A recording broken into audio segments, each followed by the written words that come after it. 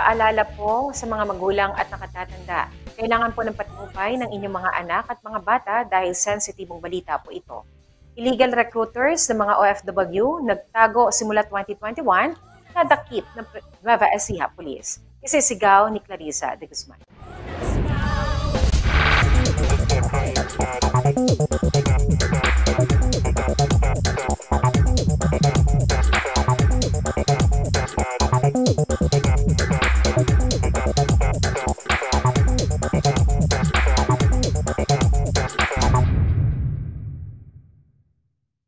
Arestado ang 4 na umano'y mga illegal recruiter ng OFW sa isinagawang manhunt operation ng mga otoridad sa Barangay Santa Cruz, Antipolo City, Rizal noong June 8, 2025. Kinilala ang mga suspect na sina Emilita Binuya E. Ruta, 35 years old, single, Mark Joey Pineda E. Perez, 32 anyos, binata, Pablo Senior Pineda E.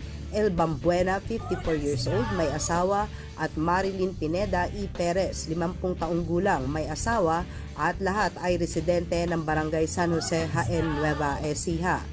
Base sa report ng NEPO, naging matagumpay ang operation sa pamamagitan ng koordinasyon ng Jaén Police sa Rizal Provincial Police Office, kaya nahuli ang mga suspect na sangkot sa illegal recruitment ng overseas Filipino workers. Ang kanilang modus operandi, pinagbabayad ng cash ang kanilang mga biktima kapalit ng pangakong makapagtatrabaho sa ibang bansa. Ngunit bigla na lamang silang mawawala at hindi matutupad ang kasunduan.